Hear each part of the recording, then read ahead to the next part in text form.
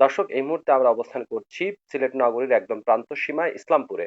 এবং আপনারা ইতিমধ্যে অবগত হয়েছেন যে সিলেট সিটি কর্পোরেশনের সীমানা বৃদ্ধির যে প্রস্তাবটি সেটি কিন্তু গতকালকে অনুমোদন হয়েছে। এবং এতদিন ধরে সিলেট সিটি কর্পোরেশনের আয়তন ছিল 26.5 বর্গ কিলোমিটার, যেটি একদমই বাংলাদেশের সবচেয়ে আয়তনের দিক থেকে সবচেয়ে ছোট সিলেট সিটি কর্পোরেশন ছিল। তবে এই সিটি কর্পোরেশনের সীমানা বর্ধিত হচ্ছে এবং সেটি 60 বর্গ কিলোমিটারে উন্নীত হচ্ছে। এবং বর্তমানে সিলেট নগরে 27টি ওয়ার্ড আছে। এবং যদি এই প্রস্তাবনা পুরোপুরি ভাবেই কার্যকর হয় তাহলে কিন্তু প্রায় 52টি ওয়ার্ডে বিভক্ত হবে সিলেট সিটি কর্পোরেশন। এবং সিলেট সিটি কর্পোরেশনের যে বর্ধিত হওয়ার যে ব্যাপারটি, সেই ব্যাপারটি নিয়ে কথা বলার জন্য আমরা আজকে এসেছি খাদিমপাড়া ইউনিয়নের চেয়ারম্যান অ্যাডভোকেট আফসার আহমেদের কাছে। এই ব্যাপারটি নিয়ে তার কিছু কথা আছে।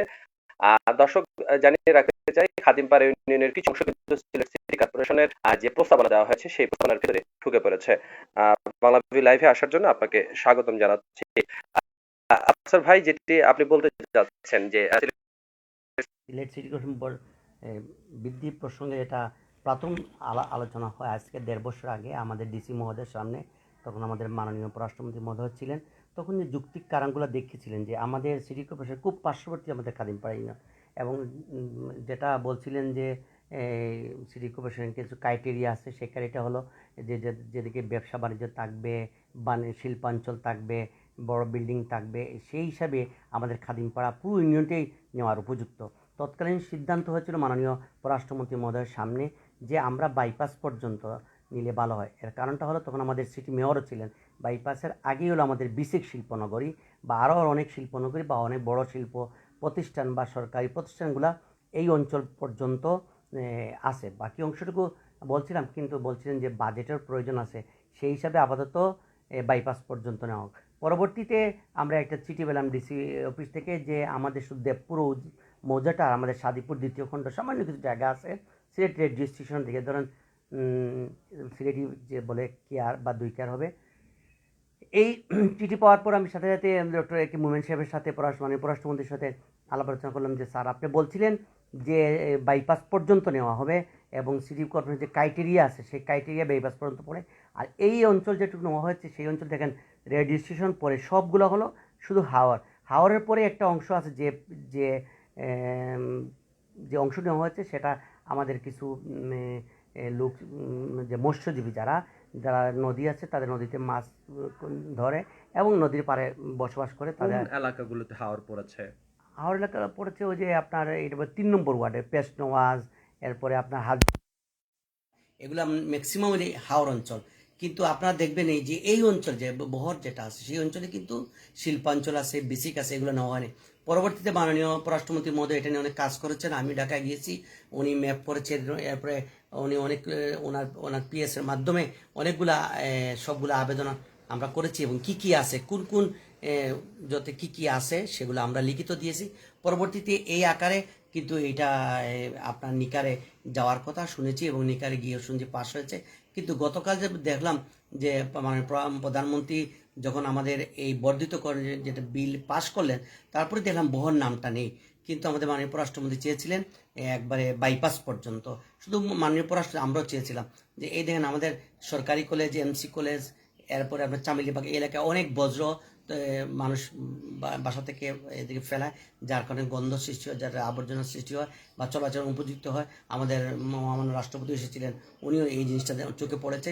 তারপরে আমরা ব্যক্তি উদ্যোগে অনেকটা করেছি, পরিষ্কার পরিচ্ছন্ন করেছি এবং মাননীয় পররাষ্ট্রমন্ত্রী উদ্যোগে মাননীয় মেয়র মহোদয়ের সাথে আমরা চুক্তি করে আমরা মাসে 30,000 টাকা দেওয়ার বিনিময়ে আমরা মহিলাগুলো সে চিলাগড় ডাম্পে পালে ওই জায়গা থেকে সেগুলো নিয়ে যায়। কিন্তু এখন দেখা গেল যে যেটা নেওয়া হয়েছে খাদিমপাড়া, সেটা কিন্তু আমি দ্বিমত। আমি প্রথম থেকে দ্বিমত করেছি। কি জন্য দ্বিমত করেছি? আমি সিটি কর্পোরেশনের পক্ষে, কিন্তু এলাকা যেটুকু নেওয়া হয়েছে এর দ্বিমত। কারণটা হলো আমি বলি, যে এলাকা নেওয়া হয়েছে আপনি দেখেন এই এলাকা আসছেন, এলাকা দেখবেন কিছুই নেই। এই দেবপুর মৌজাতে কি আছে? এই দেবপুর মৌজাতে কিছু নেই, শুধু এটা হলো এই পাশে হলো রেডিও স্টেশন, সুরা খালি মাঠ। আর আপনি সামনে পাবেন কৃষি পাম্প, সুরা খালি মাঠ। আর আপনার আছে এই জায়গায় নদী আছে, এই নদীর অংশটুকু নেওয়া হয়েছে। এই জায়গায় কিছু গরিব এলাকা, এলাকার লোকজন বসবাস করে, তারা দিন আনে দিন খায়, এই অঞ্চলগুলো নেওয়া হয়েছে। কিন্তু যদি বহন না নেওয়া হয় তাহলে বেসিক না নিলে তাহলে কিভাবে আপনার সিটি কর্পোরেশন ক্রাইটেরিয়া পূরণ হলো? যেটা আমাদেরকে দেখানো হলো, এবং পরে মাননীয় পররাষ্ট্রমন্ত্রী মহোদয় কাজ করলেন, বললেন, সব কিছু করলেন। জানি না মাননীয় পররাষ্ট্রমন্ত্রী মহোদয় এইটা বুঝেছেন, এটা মনে হয় বোধগম্য হয়েছে কিনা জানা, বা বিষয়টা পুরো বুঝতে পেরেছেন কিনা যে বহর অঞ্চলটা ঢুকছে কিনা। আমার মাননীয় পররাষ্ট্রমন্ত্রী মহোদয় সবসময় বলছেন যে বহর এলাকা বাইপাস এলাকা ঢুকানোর জন্য, এবং উনি এটা নিয়ে অনেক কাজ করেছেন। এটাই কিন্তু যে এলাকা ঢুকানো হয়েছে এলাকা ঢুকে আদৌ কোনো লাভ হবে না, ট্যাক্স মিলবে না, বেট মিলবে না, এলাকায় ঢুকে কি লাভ। অর্থাৎ সিটি কর্পোরেশনে ঢোকানোর মূল উদ্দেশ্যই হচ্ছে যে রাজস্ব বৃদ্ধি করা। জি, জি। এখন আপনি বলছেন যে যে জায়গাগুলোতে ঢোকানো হয়েছে সেগুলোতে আসলে ওই শিল্পাঞ্চল নেই, অর্থাৎ মানুষ যেভাবে ট্যাক্স রিটার্ন করবে ওই ব্যাপারটি নেই। আপনাদের কোনো প্রস্তাবনা ছিল কিনা আগে যে কোনগুলো জায়গাগুলোতে ঢোকানো যায়? আমাদের প্রস্তাবনা ছিল, এটা মাননীয় পররাষ্ট্রমন্ত্রীর প্রস্তাবনা ছিল, এবং সিসি মেয়রের প্রস্তাবনা ছিল যে বাইপাস পর্যন্ত নিলে এ জায়গায় কলকারখানা আছে, এবং আমাদের দেখেন শাহপুরান বাজার একটা বৃহৎ একটা অঞ্চল, এই এলাকায় অনেক বাড়িঘর আছে, আমাদের খাদিমপাড়াইটে ইসলামপুর একটা বৃহৎ অঞ্চল, এর শাহপুরান বাজারের পরেই কিন্তু আমাদের বিসিক নগরী, এই জায়গায় আমাদের সরকারি এটিএ আছে, এরপরে আরডিটিএ আছে, এরপরে আপনার দেখেন অনেকগুলা রিসোর্ট আছে, যে রিসোর্টে আপনার জানবেন, আপনার জানেন বাগানের দিকে একটা রিসোর্ট আছে, যে জায়গায় আমাদের প্রধানমন্ত্রী ছেলেও এসে জয় এসে দেখেছেন। এরপরে আপনাদের আরেকটা রিসোর্ট আছে, এইটা আপনার সাবেক নির্বাচন অন্তর্বর্তীকালীন যিনি ছিলেন ওনারও একটা রিসোর্ট আছে, এই মুহূর্তে নাম মনে আসতেছে না। তো এই রিসোর্টগুলো যদি না নেওয়া হয়, এই যদি বেসিক শিল্পগুলো না নেওয়া হয়, তাহলে এই অঞ্চল নিয়ে, হাওর অঞ্চল নিয়ে সিটি কর্পোরেশন কী লাভ? অর্থাৎ এই এলাকার জনগণ কি বলছেন, মানে যারা এখানে বসবাস করছেন? জনগণের তো দ্বিমত আছে, আবার পক্ষে আছে, বিপক্ষে আছে, সবসময় তো জনগণ থাকে। জনগণ মনে করছে যে শিল্প গেলে অনেক ক্ষতি হবে। আসলে আমরা শিল্পের পক্ষে মিছিল করেছি, মিটিং করেছি, আমরা এরপরে আমরা আন্দোলন করেছি যে সিটি কর্পোরেশন গেলে আমরা যে সুযোগ সুবিধা পাবো, আমরা বড় রাস্তা হবে, ড্রেন হবে, এরপরে আমরা লাইটিং সুবিধা পাবো, পানির সুবিধা পাবো, এবং এই সুবিধাগুলো আমরা পাবো। অনেকে মনে করছে যে ট্যাক্স বেড়ে যায়, আসলে ট্যাক্স বাড়ে না, ট্যাক্সটা কিন্তু আমরা নিম্নবিত্ত ট্যাক্স নেই, সমান ট্যাক্সই। তো এই জন্য সবচেয়ে বড় সমস্যা যে আমাদের ড্রেনেজ সমস্যা, সবচেয়ে বড় সমস্যা খাদিমপাড়ায় আপনি দেখবেন কোনো নর্মাল টিউবওয়েলে পানি ওঠে না, সব ডিপ টিউবওয়েল ওঠে, এবং ডিপ টিউবওয়েলে কাজ হয় না।